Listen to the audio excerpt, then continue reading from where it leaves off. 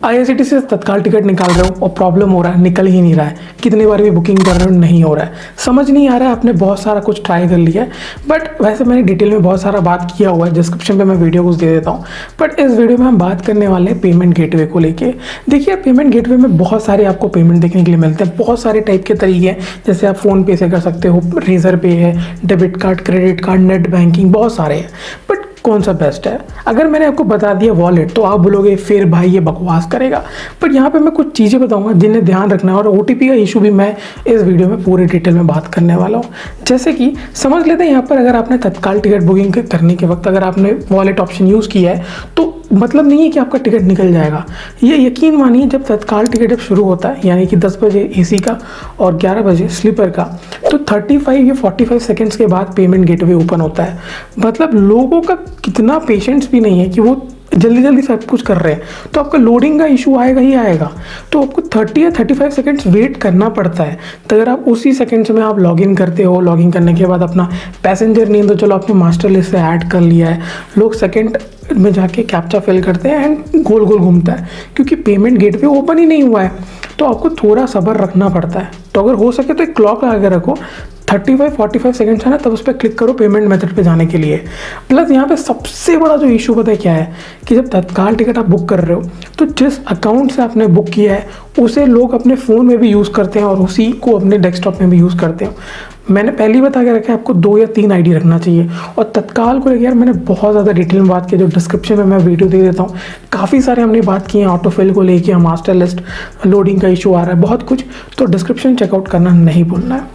अब यहाँ पे हम बात कर लेते हैं सबसे पहले चीज़ जो है, अगर आपने जिस आईआरसीटीसी से आप बुकिंग कर रहे हो, कोई भी तत्काल टिकट से अगर आपने जो बुक कर रहे हो, तो मैं आपको रिकमेंड कर रहा हूँ कि आप उसी नंबर से यूज़ करके अपना पेमेंट मेथड कंप्लीट करना। यानी कि जिस नंबर से भी आपने आईआरसीटीसी का अकाउंट ओपन किया है, ठीक है, उसी नंबर से आप अपना वॉलेट ऑप्शन भी ओपन करना।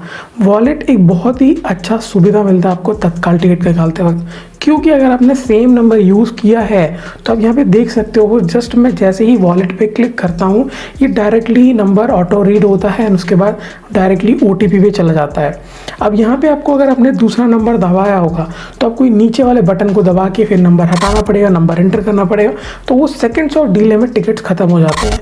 नो डाउट लोग सॉफ्टवेयर लगा के रखते हैं, नो डाउट लोग बहुत गंदे तरीके से तत्काल ख़त्म करते हैं। मैं आपके प्रॉब्लम को समझता हूँ, इसलिए मैं आपको सोल्यूशन भी दे रहा हूँ।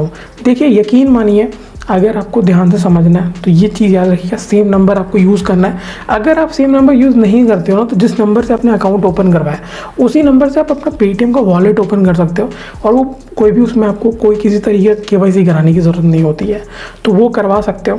अब यहाँ पे आता है सबसे मेन जो इशू जो मैं कहना चाहता हूँ, वो है आपके ओटीपी को लेके। अब आप बोल रहे हो यार हमारे पास वॉलेट में हमें 3 ऑप्शन देखने के लिए मिलते हैं, आईआरसीटीसी और मोबीक्विक और पेटीएम। एयरटेल हालांकि हट चुका है, वो अब हमें प्रोवाइड नहीं कर रहा है। तो आपके पास ये जो 3 ऑप्शन है इसमें से बेस्ट कौन सा होगा आपके लिए?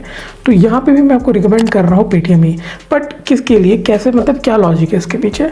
तो देखिए सबसे पहले तो यार ओटीपी में लोग क्या करते हैं, वो लोग, आपको 2 चीज़ समझना है पहले। जिस दिन बुकिंग करना है उसी दिन एक्सपेरिमेंट मत किया करो।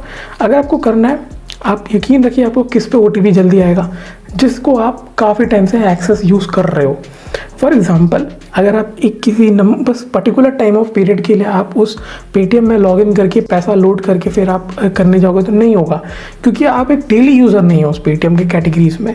तो याद रखिएगा आपको डेली यूज़ करना है पेटीएम। अगर आप उस नंबर पे यूज़ कर रहे हो डेली नहीं तो फ्रीक्वेंट बेसिस पे, तो आपका वो यूज़र लॉगिन होना ही चाहिए कहीं ना कहीं। तो अगर आपका लॉगिन रहेगा तो ओटीपी आपको बहुत ज़्यादा तेज़ आएगा, यकीन मानिए, बाकी सारे कंपेरिजन से। अब यार बोलोगे यार बहुत सारे पेमेंट मेथड है, ये वॉलेट के पीछे मैं क्यों रहता हूँ? क्योंकि वॉलेट मेथड आपको डायरेक्ट ओटीपी पे जाता है, ओटीपी के बाद डायरेक्ट आपका एक बटन से टिकट हो जाता है, यानी ले देंगे 3 से 4 सेकंड। बाकी सब में यार आपको मिनिमम 15 सेकंड्स लगेंगे, 20 सेकंड लगेंगे। कार्ड एंटर करना, फिर सीवीवी, नाम, फिर ओटीपी, बहुत बड़ा प्रोसेस है। प्लस नेट बैंकिंग से तो कभी नहीं होता है, और उसमें और कोई बेस्ट ऑप्शन नहीं है आपके पास पेमेंट मेथड को कंप्लीट करने के लिए। तो बेस्ट ऑप्शन है वॉलेट। वॉलेट में भी सेम नंबर यूज़ करना है। और ओटीपी के लिए काफ़ी लोग बोलते हैं कि नहीं आ रहा है, तो उसका मैंने सोल्यूशन यही से बनाओ कि अगर आपने ट्रू कॉलर रखा है और आपको लगता है कि ट्रू कॉलर आपका रोक रहा है मैसेजेस को, तो पूरा एक्सेस आप पहले ट्रू कॉलर को दीजिए सारे मैसेजेस को, क्योंकि जब भी आप ट्रू कॉलर ओपन करोगे आपको मिलता है डिफ़ॉल्ट मैसेज, उसे पूरा एक्सेस दे दीजिए। अगर आपने उसे पूरा एक्सेस दे दिया तो आपका OTP ऑटोमेटिकली वो जल्दी ही भेजने की कोशिश करेगा, जल्द से जल्द नॉर्मल मैसेंजर के कंपेरिजन में। तो देखिए यार, मैंने ले देखी जो समझाया, समझ तो आया होगा। कोई भी डाउट आता है कमेंट कर सकते हो, या आप डिटेल वीडियो डिस्क्रिप्शन में देख सकते हो। यहीं तक रखते हैं।